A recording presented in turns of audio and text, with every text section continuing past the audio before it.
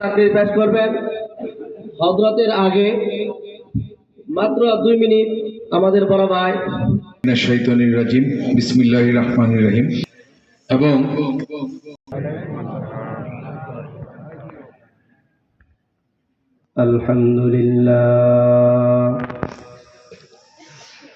আলহামদুলিল্লাহিল্লাযী লাম ইয়াজাল ওয়া লা ইয়াজালু হাইয়্যান কাইয়্যুমা হাইয়্যান কাইয়্যুমান আলীমান হাকীমান কাদীরান মুদাব্বিরান সামিআন বাসীরা ونشهد أن لا إله إلا الله وحده لا شريك إله إلا الله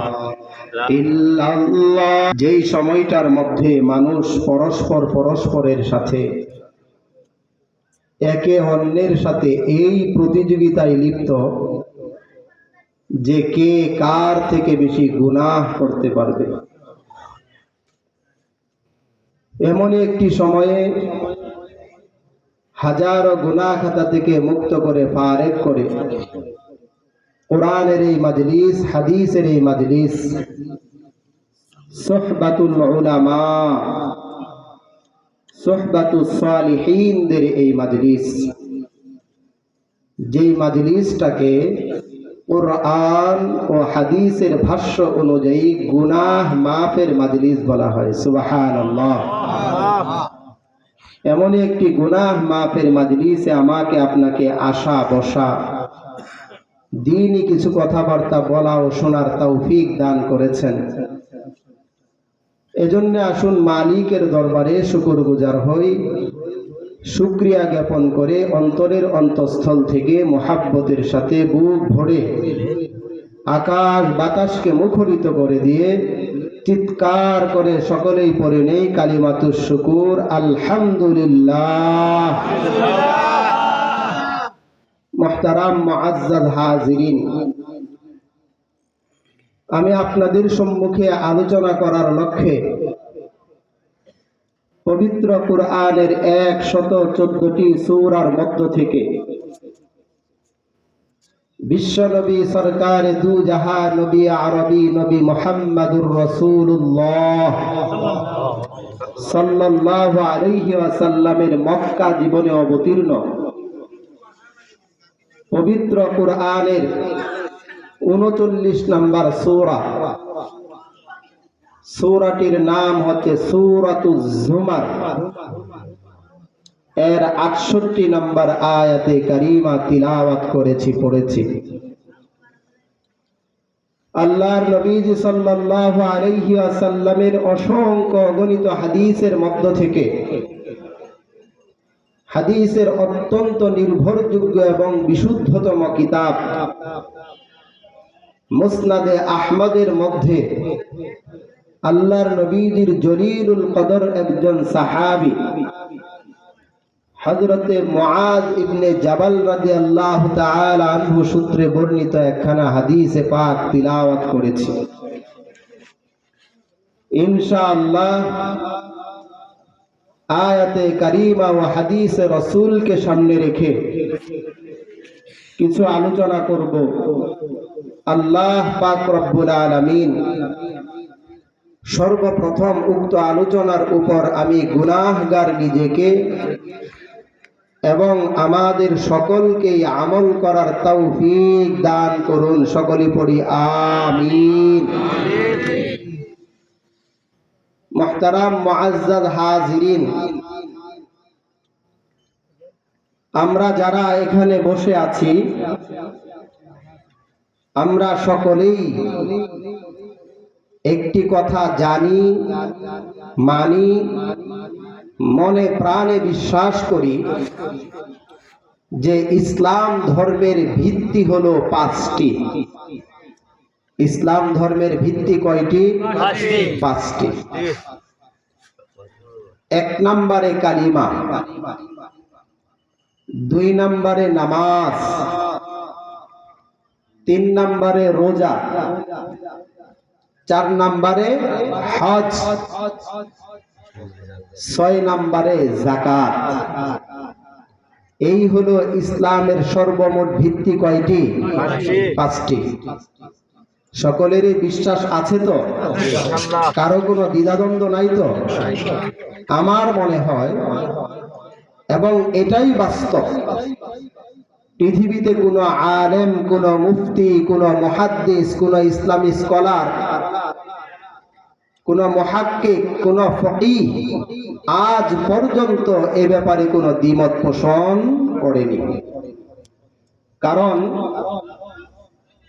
বিষয়টি হাদিসের সবচাইতে নির্ভরযোগ্য এবং বিশুদ্ধতম কিতাবদ্বয় বুখারী ও মুসলিম শরীফে বিশুদ্ধ সনদে স্পষ্ট ভাষায় উল্লেখ হয়েছে। আল্লাহর নবী সাল্লাল্লাহু আলাইহি ওয়াসাল্লাম ইরশাদ ফরমান, বুনিয়াল ইসলামু আলা খামসিন, বুনিয়াল ইসলামু আলা খামসিন শাহাদাতি আল্লা ইলাহা ইল্লাল্লাহ ওয়া আন্না মুহাম্মাদান আবদুহু ওয়া রাসূলুহু, ইকামিস সালাহ ওয়া ইতাইজ যাকাহ ওয়াল হজ্জ ওয়া সাওমি রমাযান।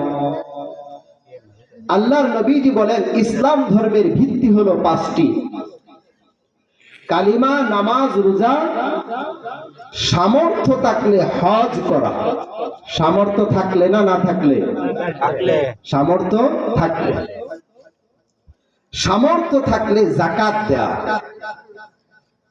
তাহলে ইসলামের 5টি ভিত্তির মধ্য থেকে প্রথম 3টি সকলের উপরেই আবশ্যক, আর হজ এবং যাকাত এটা সকলের উপর আবশ্যক না, বরং সামর্থ্যবানদের উপরে আবশ্যক।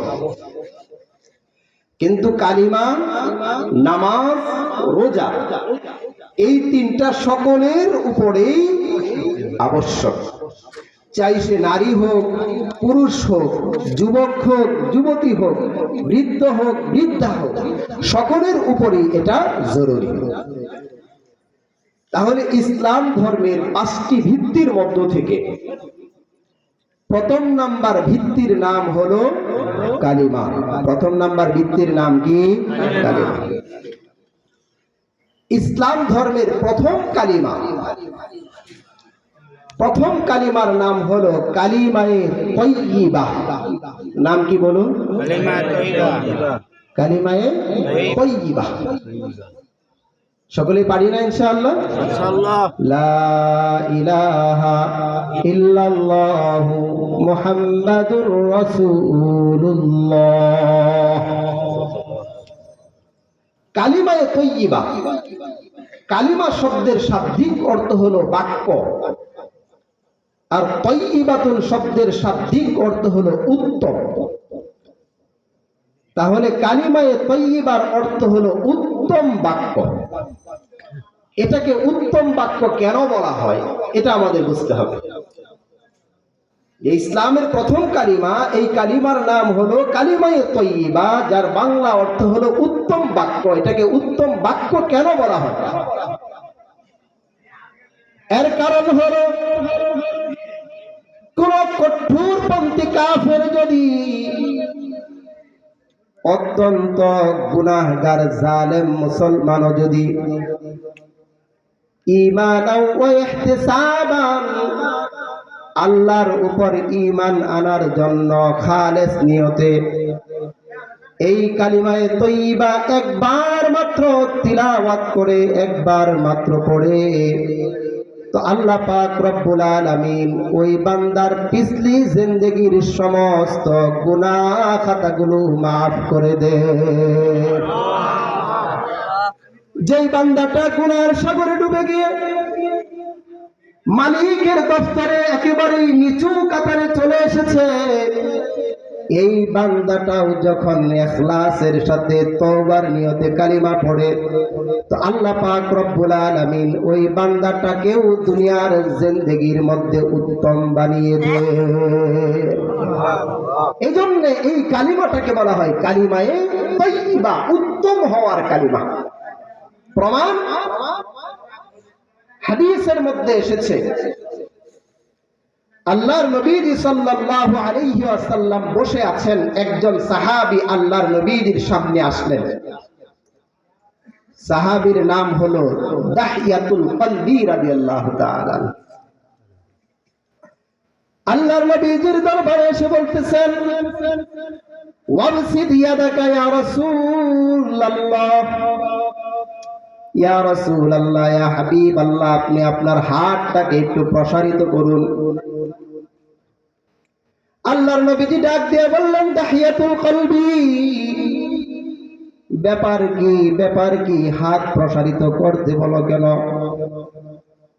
বলে, ইয়া রাসূলুল্লাহ, ইয়া হাবিবাল্লাহ, আপনার হাতে হাত রেখে কালিমা পড়ে বায়াত হয়ে আমি দাহিয়াতুল কলবি মুসলমান হয়ে যেতে চাই।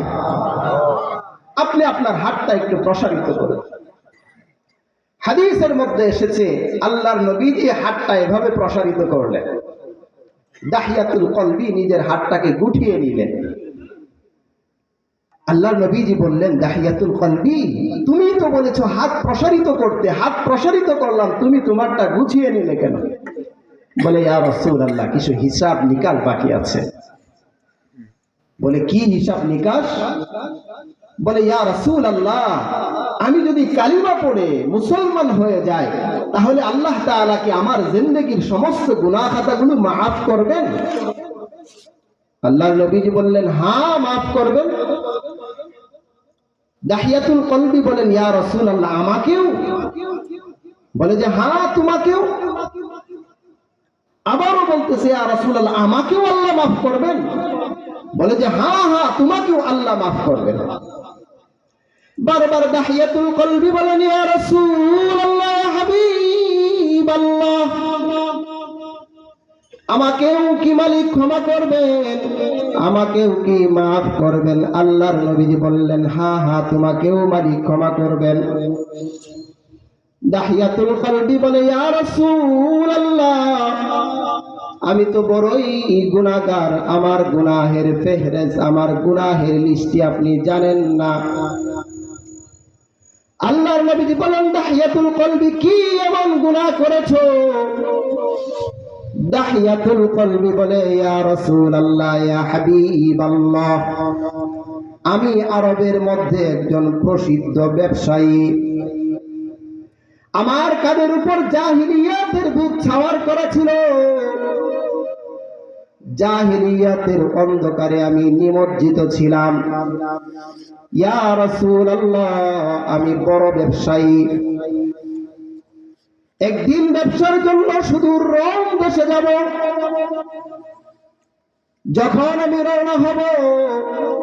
রওনা হওয়ার পূর্বে আমার স্ত্রী আমাকে ডেকে বলতেছেন, গো দাহিয়া, এই যে তাকায় দেখো, আমার গর্ভের মধ্যে তোমার আদরের এক ধন আছে, তোমার সন্তান আমার গর্ভের মধ্যে আছে।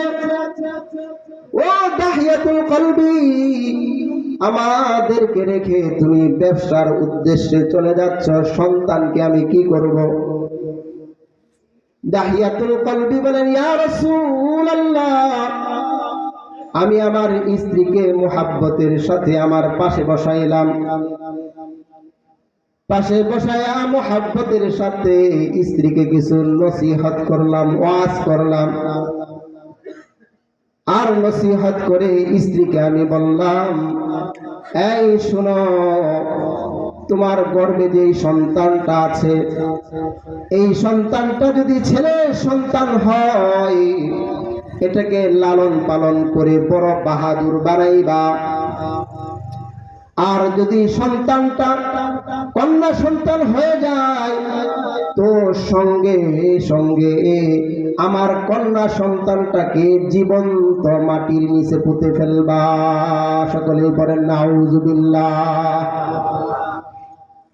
হযরত দাহিয়াতুল কলবি বলেন, ইয়া রাসূলুল্লাহ, আমার স্ত্রীকে নসিহত করে আমি ব্যবসার জন্য চলে গেলাম। দীর্ঘ বৎসর পর্যন্ত 4 থেকে 5 বৎসর ব্যবসা করে আমি এবার যখন আমার বাড়ির দিকে ফিরে আসছি, ঘটনাক্রমে আমার স্ত্রীর গর্ভ থেকে যে সন্তানটা প্রসব হয়েছে, ওই সন্তানটা মালিক ছেলে দেন নাই, ওই সন্তানটা মালিক দিয়েছেন কন্যা সন্তান। কি সন্তান দিয়েছেন? সন্তান দেওয়ার মালিক কে? চিৎকার করে বলুন, সন্তান দেওয়ার মালিক কে? আল্লাহ। কোন পীর সাহেব, কোন মাওলানা, কোন মুফতি সাহেব, কোন আল্লাহর ওলি কেউ সন্তান দিতে পারে না, কেউ সন্তান দিতে পারে না। সন্তান দেওয়ার একমাত্র মালিক, কেবলমাত্র মালিক, শুধুমাত্র মালিক হলেন কে?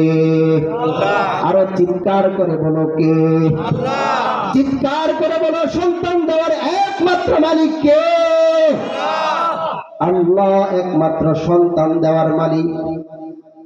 হযরতে আয়েশা রাদিয়াল্লাহু তাআলা আনহা বালিশ নিয়ে খেলা করতেছে, বালিশ। আল্লাহর নবীজি এশার নামাজ পড়ে ভিতরে প্রবেশ করেছেন, দেখেন আয়েশা বালিশ নিয়ে খেলা করতেছে, চোখ বেয়ে বেয়ে পানি পড়তেছে। মহব্বত করে, স্ত্রীকে মহব্বত করে, এত মহব্বত করে মাঝে মধ্যে ডাক দিতেন হুমায়রা, লাল সুন্দরী বলে। সুবহানাল্লাহ বলেন, সুবহানাল্লাহ। বলে হুমায়রা কান্দো কেন, কান্দো কেন? বলে ইয়া রাসূলুল্লাহ, মা তার সন্তানকে কত আদর করে, মহব্বত করে, মায়া করে। ইয়া রাসূলুল্লাহ, আমার তো কোনো সন্তান নাই, মালিক যদি আমাকে একটা সন্তান দান করতেন, আপনি একটু দোয়া করেন। আল্লাহ নবীজিকে যখন আয়েশা এটা বলছে, সঙ্গে সঙ্গে জিবরাইল আমিন ওহী নিয়ে আসছে। সুবহানাল্লাহ।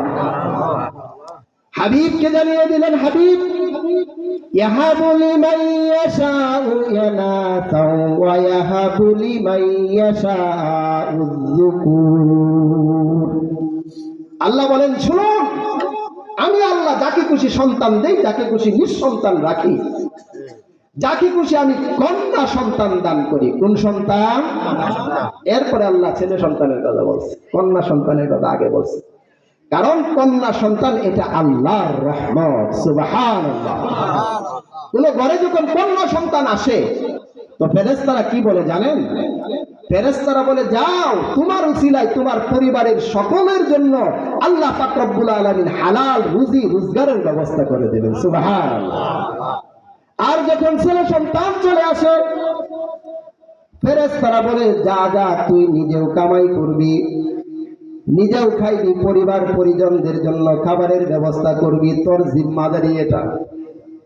তাহলে কন্যা সন্তান আল্লাহর পক্ষ থেকে দান। কার পক্ষ থেকে দান? আল্লাহর পক্ষ থেকে দান। হযরত দাহিয়াতুল কলবি বলতেছেন, ইয়া রাসূলুল্লাহ, আমার স্ত্রীর গর্ভ থেকে কন্যা সন্তান হয়েছে। আর দাহিয়াতুল কলবি অনেক সুন্দর ছিলেন। জিবরিল আমিন অধিকাংশ সময় হযরতে দাহিয়াতুল কলবির আকৃতিতে আসতেন। এত সুন্দর ফুটফুটে একটা সন্তান হয়েছে, নামও রেখেছে জামিলা, পরমা সুন্দরী। নাম কি? জামিলা, পরমা সুন্দরী। মা তো ওই স্বামী নির্দেশ দিয়ে গেছে জীবন্ত কবরের মধ্যে পুঁতে ফেলার জন্য, মার দিলটা একটু নরম হয়, মা পারে না। কত নরম হয় মাসআলা বলে বুঝবেন? সন্তান যদি মারা যায়, বাবা সন্তানকে কবরে রাখে। কথা বলেন, কথা ঠিক না ঠিক? বাবা নাই, মা সন্তানকে কবরে রাখে। কোন মা কি নামে? ইসলামী শরীয়তে জায়েজও না এটা। কারণটা কি জানেন? কারণ মা যদি সন্তানের বোঝা বহন করে কবরের মধ্যে নামে, ওই মার কবর থেকে উঠতে পারবে না। কবর থেকে উঠার সাহসটা তার হবে না। কবর একটা না, কবর হবে দুইটা। তো মা সন্তানকে জীবন্ত কবর দিতে পারে নাই, মা সন্তানকে লালন পালন করছে, ট্রেনিং দিছে বাবার মোহাব্বত কিভাবে পাওয়া যায়। হযরতে দাহিয়াতুল কলবি বলেন, ইয়া রাসূলুল্লাহ, ইয়া হাবিবাল্লাহ,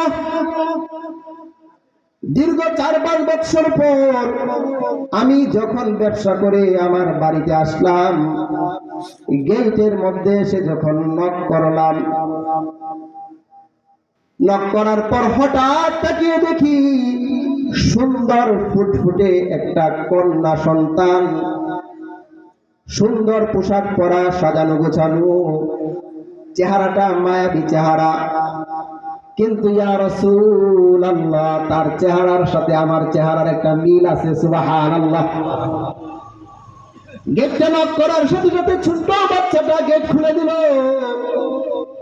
খুলে দেওয়ার পর আমি যখন ঘরের ভিতরে প্রবেশ করলাম, সঙ্গে সঙ্গে ওই বাচ্চাটা লাফ দিয়ে এসে আমার কোলে উঠে পড়লো।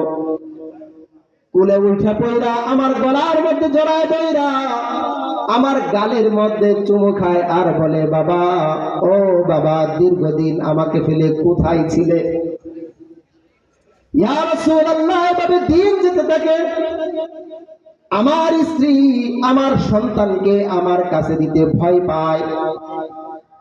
কিছুদিন যাওয়ার পর স্ত্রী যখন বুঝে ফেললো আমার সন্তানের সাথে আমার মোহাব্বত আর ভালোবাসা হয়ে গেছে, আর কোনো টেনশন নাই। কিন্তু ইয়া রাসূলুল্লাহ, ইয়া হাবিবাল্লাহ, আমার কাঁধে তো জাহিলিয়াতের ভূত সাওয়ার ছিল। আমি শুধু সুযোগ খুঁজতেছিলাম। বন্ধু বান্ধব আমাকে তিরস্কার করতেছিল। ও দাহিয়াতুল কলবি, কন্যা সন্তান জন্ম দিছ, লজ্জার বিষয়।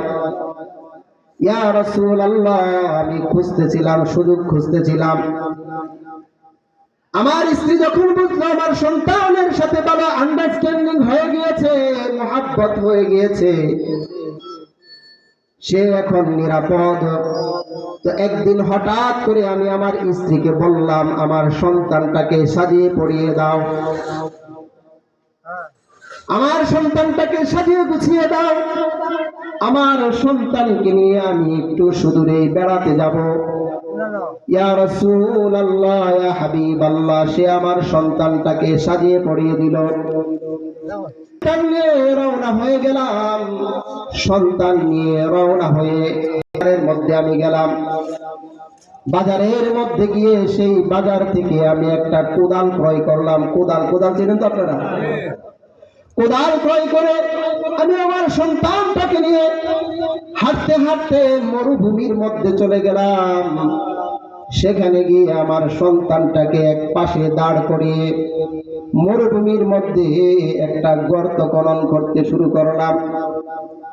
ইয়া রাসূলুল্লাহ, আমি যখন মরুভূমির মধ্যে গর্ত খনন করতেছিলাম, আমার চেহারা বেয়ে বেয়ে ঘাম পড়তেছিল। আমার আদরের সন্তান একটু পরে গিয়া গিয়া আমাকে বলে, বাবা, অনেক কষ্ট হইতেছে, তাই না রে বাবা? আমার সন্তানটা তার আঁচল দিয়া আমার চেহারার যে ঘামটা আছে, শরীরের ঘামটা বারবার মুছে দিতেছিল। আর ইয়া রাসূলুল্লাহ, ইয়া হাবিবাল্লাহ, আমাকে বারবার বাবা বাবা বলে ডাকতেছিল আর আমাকে বলতেছিল, বাবা, এত কষ্ট কেন করতেছো? ইয়া রাসূলুল্লাহ, দীর্ঘক্ষণ পর আমার যখন গর্ত খনন করা হয়ে গেল, এবার আমার সন্তানটাকে আমি ডাক দিলাম, জামিলা, কাছে আসো।